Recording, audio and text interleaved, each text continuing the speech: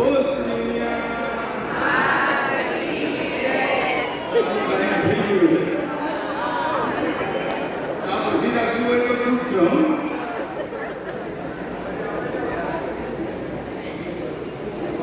देखो આપણે બધા ઊંચામાં છીએ, આપણે બધા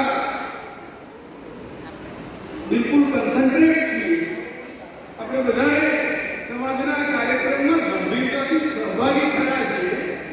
એવો જયઘોષ બોલાવો એટલે એનાથી ખબર પડે કે આપણે બધા કન્સન્ટ્રેટ થયા, આપણે બધા સમાજની ચિંતામાં ભાગીદાર થયા, આપણે બધા સમાજના કાર્યક્રમને સિન્સિયરલી લઈ રહ્યા. બોલ શ્રી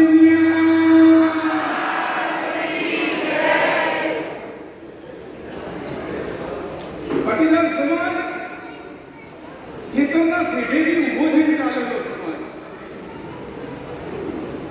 ખેતી આપણો મુખ્ય વ્યવસાય, બીજું કોઈ આવકનું સાધન નહીં. ટૂંકી આવક, સર્વાઈવ થવાના પ્રશ્નો, કુદરત ઉપર નિર્ધારિત આપણું જીવન, એવા સમયે ખેતરના શેઢેથી પાટીદાર સમાજ ચાલ્યો અને સુવિકસિત સમાજ, સંગઠિત સમાજ અને શિક્ષિત સમાજ એવા લક્ષ્યાંકો છે. આપણા વડીલો છેલ્લા 5 દાયકાની અંદર આ આખા લક્ષ્યાંકોને વ્યવસ્થિત રીતે સિદ્ધ કરી વિશ્વની ગણના પ્રાપ્ત જાતિઓમાં દુનિયાએ દાખલા દેવા પડે એવો વિકાસ પ્રસ્થાપિત કરી પટેલ સમાજને અત્યારે વિશ્વની સૌથી ગણના પાત્ર અગ્રહરોળની જાતિમાં મૂકી. આપણે ગૌરવ લઈ શકીએ એટલો બધો વિકાસ આપણા વડીલોએ આપણા માટે કર્યો. આપણે કોલર ઊંચા કરીને એવું કહી શકીએ છેલ્લા 50 વર્ષની અંદર આપણે બધાએ ખૂબ વિકાસ કર્યો. પણ હવે એ વિકાસની સાથે સાથે આપણાને સમજાયના, સંભળાયના એવા ધીમા પગલે આપણાના વિકૃતિઓ આવતી. 500 વીઘાના થાપણદારો દરબારો હતા. આપણે બધા તો 2-5 ના હાથ વીઘાવાળા છે. 500 વીઘાના થાપણદારો દરબારોએ વિકૃતિઓના આધારે વંશનો નાશ કર્યો.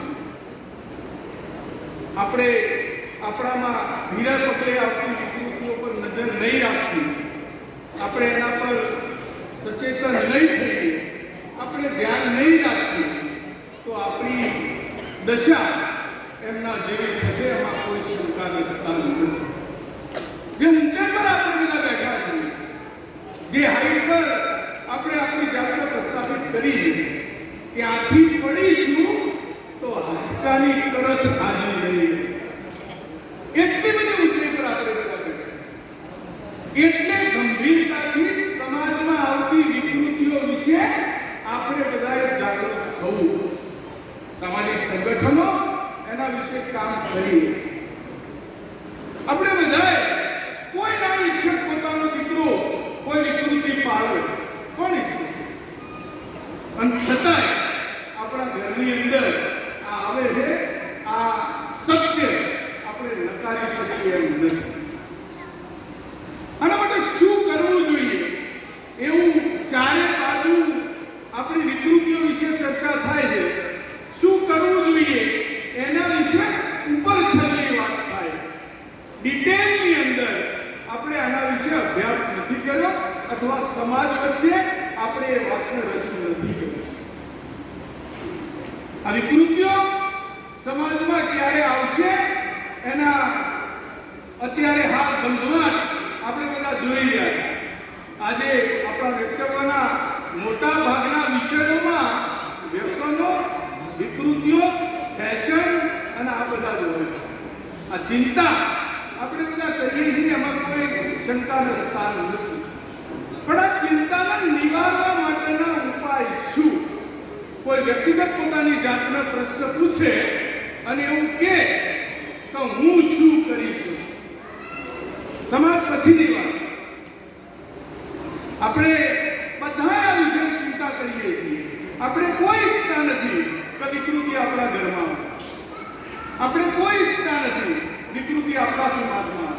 આપણે કોઈ ઈચ્છતા નથી કે આપણો સમાજ કુસંસ્કારી ન થાય, અને છતાંય આવી ઘટનાઓ આપણા સમાજમાં બને. આના વિશે આપણે વ્યક્તિગત બધાય ચિંતા કરતા હોય, પણ એના ઉપાયો શું? આ વિષય પર હજી જેટલી જોઈએ એટલી જાગૃતિ નથી. ભાષણો અને સેમિનારો આનો ઉપાય કરવાની દિશામાં આપણે ભરેલા પગલાં ગણી શકાય, પણ એનાથી નક્કર કોઈ રિઝલ્ટ મળ્યું હોય એવું આપણે સ્વીકારી શકીએ નહીં. બધા આપણે ચિંતા કરીએ છીએ, કોઈ પણ જાતના ખર્ચ વગર, કોઈ પણ જાતની સંગઠિત શક્તિઓ વગર આપણે વ્યક્તિગત આપણા ઘેરથી આપણી રીતે આ વિકૃતિને સમાજમાં પ્રવેશથી રોકી શકીએ. એના 3 રસ્તા છે. ખૂબ ગંભીરતાથી આ વાત લેવાની છે. આપણા ઘેરથી આપણે ચાલુ કરી તો આવનારો સમાજ સંસ્કારી, સમૃદ્ધ અને સંયમી હશે, એમાં કોઈ શંકાને સ્થાન નથી. આ 3 રસ્તા કયા? આ 3 રસ્તા છે. પહેલો છે ધર્મનું સાચું જ્ઞાન. ધર્મનું સાચું જ્ઞાન. બીજો છે કુળનું ભાન. બહુ જ ટૂંકા શબ્દો એટલા માટે લીધા છે કે ઝડપથી મગજમાં ફિટ થઈ. ધર્મનું સાચું જ્ઞાન, બીજું છે કુળનું ભાન, અને ત્રીજું છે સંસ્કારોનું સન્માન. આ 3 રસ્તા આપણે આપણા ઘેરથી વ્યક્તિગત ધોરણે ચાલુ કરીશું. અને આ એવી અસરકારક ઔષધિ છે, એવી જડીબુટ્ટી છે, એવી કીમોથેરાપી છે કે વિકૃતિ નામના કેન્સરને તમારા સમાજમાં પ્રવેશવા નહીં. ધર્મનું જ્ઞાન એટલે શું?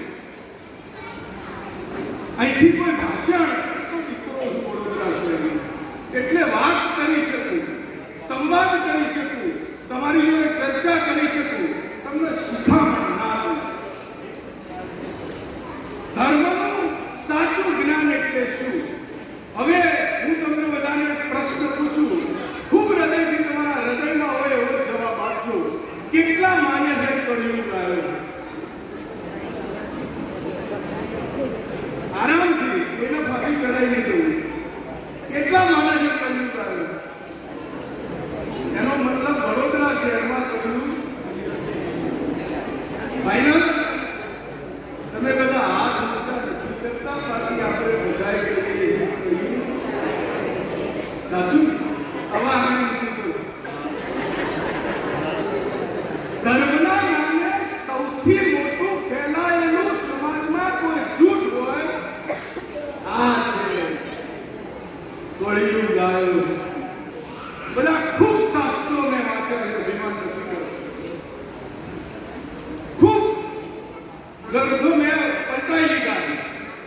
ક્યાંય મને એનો સમય, સ્થળ અથવા સાલ લખેલી જડી. એટલે કળિયુગ આવ્યો છે એ ભ્રમ આપણા ઘરમાં આપણે ઘૂસવા કોને ફેલાવી આ વાત? કોને આવું હળહળતું જૂઠાણું સનાતનમાં ચલાવ્યું? એવા વિકૃત માણસો જેમને સનાતનની સંસ્કૃતિ ખતમ કરી નાખવાનું ષડયંત્ર, જેમને સનાતનનો સંસ્કાર કાચો પડી જાય એવું અભિયાન આપ્યું, એવા વિકૃત માણસોએ પોતાની વિકૃતિને સમાજમાં સ્વીકૃતિ મળી જાય એના માટે ચલાયેલું સૌથી મોટું જૂઠ એટલે કળિયુગ છે. આવું બોલીએ એટલે હતા બહેનું થઈ જવાની છૂટ મળી જાય ને. હતા બહેનું થઈ જઈએ પછી ધીરે ધીરે જમાનો આવો છે, પ્રેક્ટિકલ થવું પડે. લાગણીઓ હવે નહીં ચાલે, જમાનો બદલાઈ ગયો છે. આ એવા લોકોએ ઊભું કરેલું દૂધ છે જેમને વિકૃતિ સમાજમાં ફેલાવે. કોઈ શાસ્ત્રમાં, કોઈ ગ્રંથમાં 2025માં વિકૃતિ ચાલે, આ કળિયુગ ચાલતો હશે એવું લખ્યું નથી. હું તમને 10 મિનિટમાં એવું સાબિત કરી દઉં કે અત્યારે હાલથી સારો જમાનો બીજો કોઈ હતો. કેટલા લોકો સતયુગ વિશે જાણે? સતયુગ વિશે જાણો? રાજા હરિશ્ચંદ્રની વાર્તા બધાએ સાંભળી ને? સતયુગનો અવતાર હતા ને? સત્યનું બીજું નામ એટલે રાજા હરિશ્ચંદ્ર. આપણે એવું બધું ભણ્યા છે, એવું વાંચ્યું અને એ સાચું. એ સતયુગની અંદર સત્યનો અવતાર રાજા હરિશ્ચંદ્ર પોતે જ્યારે ગામમાં વેચાવા કુટુંબ લઈને ઊભા થયા ત્યારે આખા ગામમાંથી કોઈ ખરીદદાર નહોતું. આ કડવું સત્ય આપણો બધાને ખબર નથી.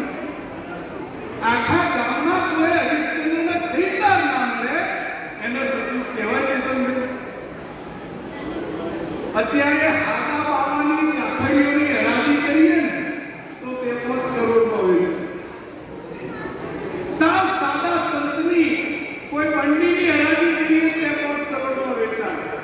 એ વ્યક્તિત્વની હરાજી બહુ મોટી. સતયુગની અંદર સત્ય જ્યારે વેચાવા નીકળ્યું ત્યારે આખા ગામમાંથી કોઈ ખરીદદાર નહોતું.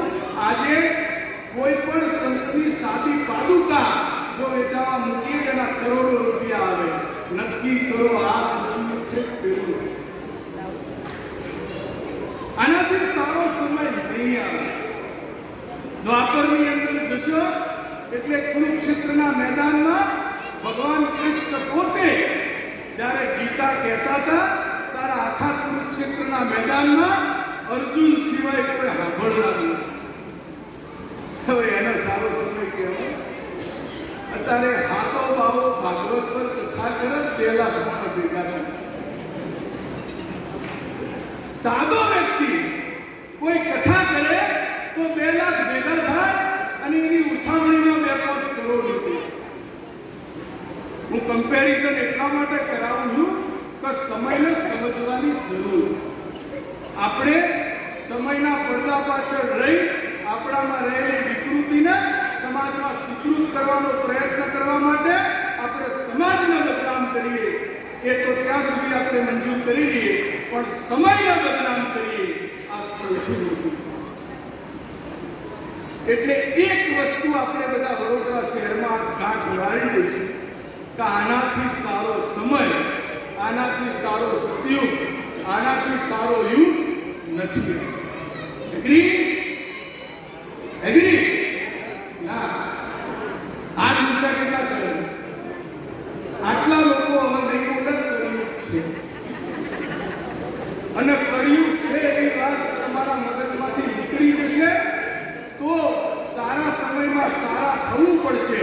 આ ભાવ પેદા, અને આ ભાવ પેદા થશે એટલે તમારાથી શું થાય અને શું ના થાય આ તમને ભાન પડશે. અને તમને ભાન પડશે એટલે ધીરે ધીરે એ વાત સમાજમાં થાય. બીજું હતું કળિયુગનું કુળનું ભાન. કોઈ માણસ આખા વડોદરા શહેરમાં એવી એક સોસાયટી મને શોધીને બતાવી દે કે એમાં એવું કહેવામાં આવ્યું હોય તો પટેલને ઘર ભાડે લેવું. એવી એકાદી સોસાયટી છે ભાઈ? હે? કોઈએ એના દીકરાને કે દીકરીને એવું કહ્યું તો પટેલની ભાઈબંધી ના કરતા? કીધું ભાઈ આ તમને વિચાર કોઈદાર નથી આવતો કે આપણા વડવા આપણા કુળનું મહત્વ કેટલું સમાજમાં મૂક્યું.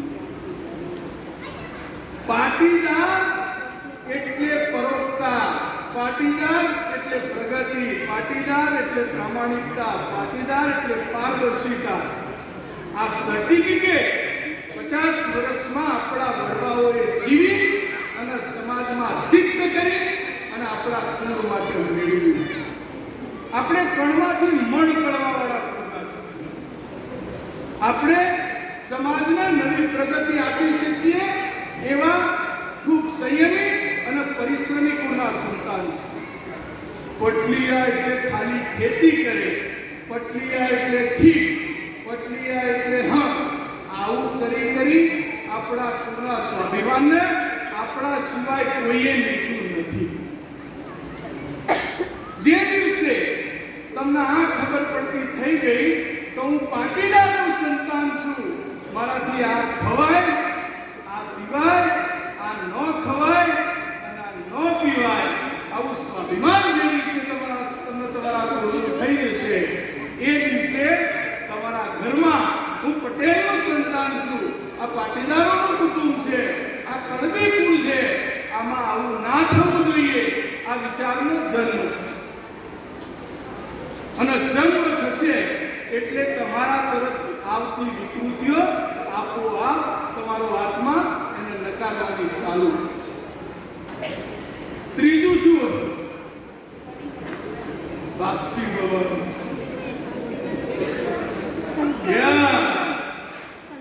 સંસ્કારોનું સન્માન.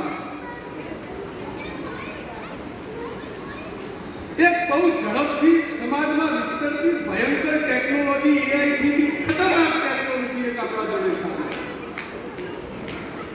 સિદ્ધપુરથી આગળના કોઈ ખૂણાના ગામડાની દીકરી ભૂલ કરી અને ભાગી જાય તો આખા સમાજમાં 1.5 દિવસમાં ખબર પડી જાય. આ મશીન હું શોધું છું બધી મને જરૂર મારી જાતને મેં 1000 વખત પ્રશ્ન પૂછ્યો કે કઈ વ્યવસ્થા છે કે આટલી ઝડપથી આપણા સમાજમાં બનેલી નકારાત્મક બાબતને સમાજના છેડાના ઘર સુધી પહોંચાડી. આ વિચારવાનું છે. આ નહીં વિચારીએ તો 2 વર્ષની અંદર આપણે જે કરી રહ્યા છીએ એ રસ્તે આપણો વિનાશ નક્કી. શું આનંદ આવે આપણને, શું મજા આવે છે નકારાત્મક બાબતોની ચર્ચા કરવાની, એ હજી સુધી મને સમજણ પડી.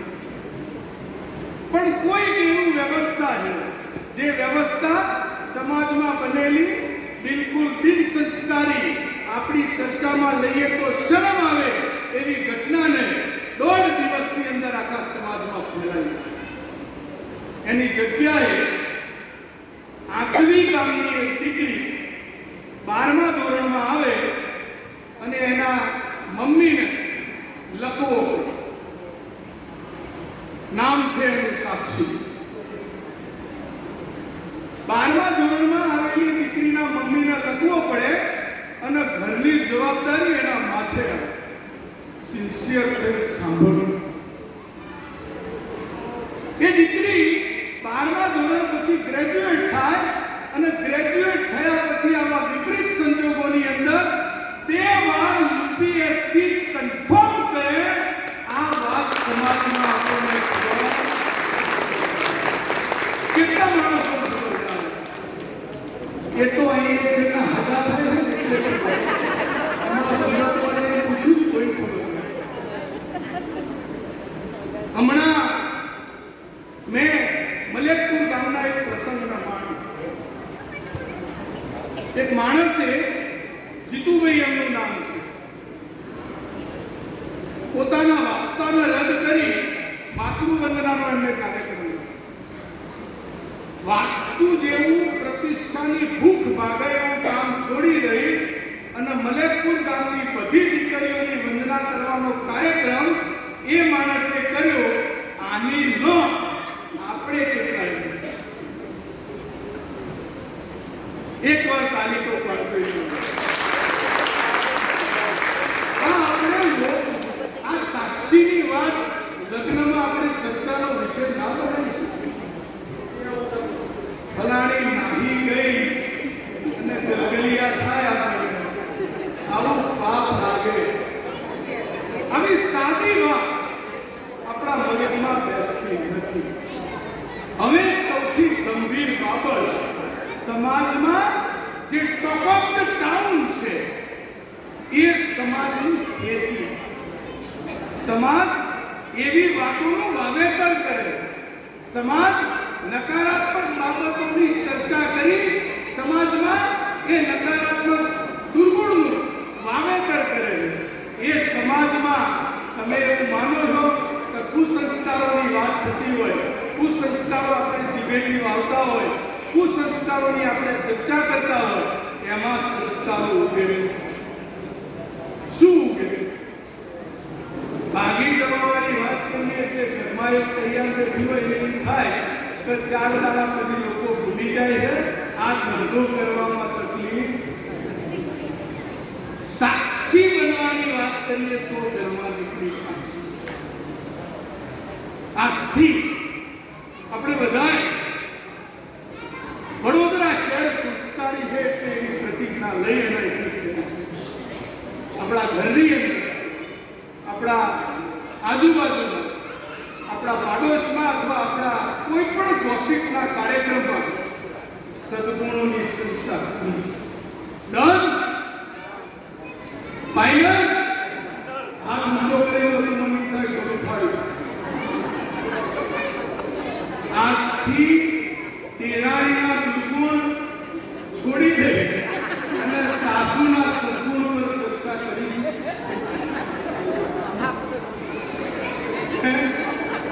ના થાય ડન. હું લેખિત ગેરંટી તમને બધાને જાહેર મંચથી આપું.